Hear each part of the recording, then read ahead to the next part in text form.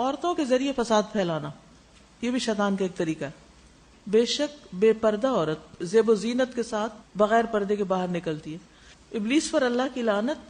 ایسی عورت ابلیس کے لشکروں میں سے سب سے بڑا حصہ ہوتی، یعنی ابلیس کے لشکروں کا ایک بڑا حصہ جو انسانوں پر مشتمل ہوتا ہے، ان میں سے وہ خواتین بھی جو متبرجات ہیں، تو وہ ان کو استعمال کرتا ہے فساد اور گھٹیا پن عام کرنے کے لیے. رسول اللہ صلی اللہ علیہ وسلم نے اسی لیے فرمایا تھا المرأۃ عورۃ، عورت ایک چھپی ہوئی چیز ہے، یعنی عورت کو چھپ کے رہنا چاہیے، اپنے جسم کو چھپا کے رکھنا چاہیے، اپنی زیب و زینت کو چھپانا چاہیے. پھر جب وہ نکلتی ہے تو شیطان اس کو تاکتا رہتا ہے، شیطان اس کے پیچھے لگا رہتا ہے کہ وہ اس کی طرف متوجہ ہو جاتا ہے اور اس میں بڑی امید رکھتا ہے اور اس پر مسلط ہو جاتا ہے. سعید بن مسیب رضی اللہ عنہ نے کہا، نہیں بھیجا اللہ نے کسی بھی نبی کو مگر یہ کہ نہ وہ امن میں آیا کہ ہلاک کر دیا جائے اس کو عورتوں کی وجہ سے، یعنی اس کی قوم پر عورتوں کی وجہ سے ہلاکت نہ آ جائے. ہر نبی کو یہ خوف رہا. عورتوں کے فتنے میں سے سب سے بڑا کیا ہے؟ نبی صلی اللہ علیہ وسلم نے فرمایا، ان الدنیا حلوۃ خضرۃ، بے شک دنیا بڑی میٹھی ہے، سرسبز ہے، یعنی بہت مزے کی چیز ہے. وان اللہ عز وجل مستخلفکم فیہا، اور بے شک اللہ عز وجل تمہیں اس میں جانشین بنانے والا ہے، یعنی تم بھی اپنا حصہ یہاں پاؤ گے. لینظر کیف تعملون، تاکہ وہ دیکھے کہ تم کیا عمل کرتے ہو. یعنی ہر انسان کو ایک وقت دیا جاتا ہے، زندگی کا ایک مہلت دی جاتی ہے یہ دیکھنے کے لیے کہ وہ اس کو استعمال کیسے کرتا ہے.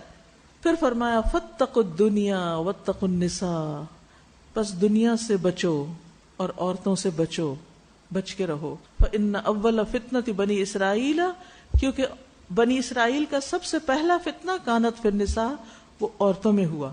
یعنی مردوں کو تلقین کی جا رہی ہے کہ عورت کے معاملے میں محتاط رہے، کیونکہ ایک اور حدیث میں آتا ہے نا کہ ایک اچھے بھلے عقل مند انسان کی مت مار دیتی ہے. اور ایسا کئی کیسز میں آپ نے دیکھا ہوگا کہ اچھے بھلے خوشحال گھرانے ان میں پھوٹ پڑ جاتی ہے، ہسبینڈ وائف کے بیچ میں تعلقات خراب ہو جاتے ہیں، لڑائیاں جھگڑے طلاق تک نوبت آ جاتی ہے جب کوئی دوسری عورت بیچ میں آ جاتی ہے.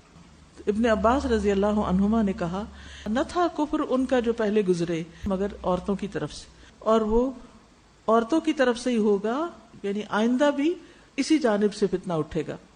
حسان بن عطیہ نے کہا، نہیں شامت لائی گئی کسی قوم کی کبھی مگر ان کی عورتوں کی جانب سے، یعنی کسی بھی امت میں جب کوئی فتنہ پھوٹا تو اس کا سبب عورتیں بنی.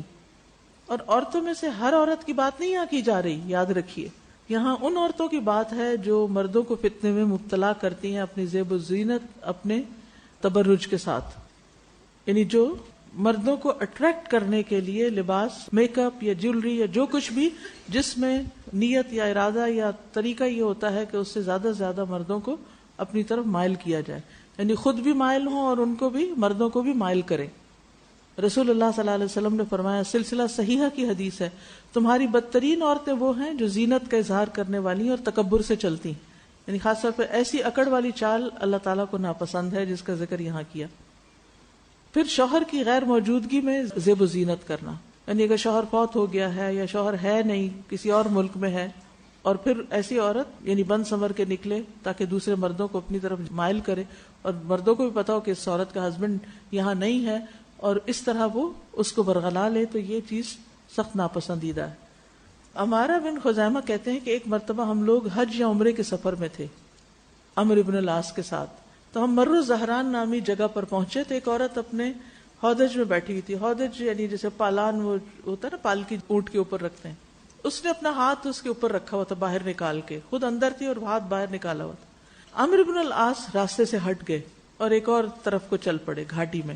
ہم بھی ان کے ساتھ داخل ہو گئے. وہ کہنے لگے کہ ایک مرتبہ ہم لوگ اسی جگہ رسول اللہ صلی اللہ علیہ وسلم کے ساتھ تھے، ہم نے چند کبے دیکھے جن میں ایک سفید کبا بھی تھا جس کی چونچ اور دونوں پاؤں سرخ رنگ کے تھے. تو رسول اللہ صلی اللہ علیہ وسلم فرمایا، جنت میں صرف وہی عورتیں داخل ہو سکیں گی جو کبوں کی جماعت میں اس کبے کی طرح ہوں گی، یعنی کم. حسن کہتے ہیں کہ اس عورت کے دونوں ہاتھوں میں سجاوٹ اور انگوٹھیاں تھیں اور اس نے اپنے دونوں ہاتھ ہودج سے باہر رکھے ہوئے تھے، یعنی دکھاوا کرنے کے لیے باہر نکالے ہوئے تھے.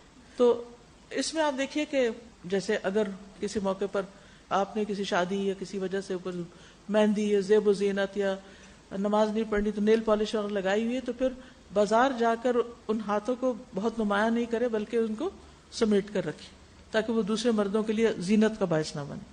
رسول اللہ صلی اللہ علیہ وسلم نے فرمایا جہنمیوں کی 2 قسمیں میں نے ابھی تک نہیں دیکھی. ان میں ایک وہ لوگ ہیں جن کے پاس بیل کی دموں جیسے کوڑے ہوں گے جن سے وہ لوگوں کو ماریں گے. دوسری قسم ان عورتوں کی ہے جو کپڑے پہننے کے باوجود ننگی ہوں گی, کپڑے پہن کر بھی ننگی نظر آئیں گی, مائل ہونے والی, دوسروں کو مائل کرنے والی. ان کے سر بختی اونٹ کے کوہان کی طرح ہیں. ایسی عورتیں جنت میں داخل نہ ہوں گی, نہ جنت کی خوشبو پائیں گی, حالانکہ جنت کی خوشبو اتنے اور اتنے فاصلے سے آتی ہے. تو اس سے یہ پتہ چلتا ہے کہ زینت کو نمایاں نہیں کرنا چاہیے. تبرج نام ہی اسی کا ہے کہ زینت یعنی اپنی بیوٹی کو شو کیا جائے, ظاہر کیا جائے, یعنی جو خود بخود ظاہر ہو جاتی وہ اور چیز ہے, لیکن ایسا طریقہ اختیار کیا جائے کہ دوسروں کے نوٹس میں آئے. خصوصاً یہاں اس حدیث میں جس چیز کا ذکر ہوا ہے وہ بالوں کو اوپر نمایاں کرنا.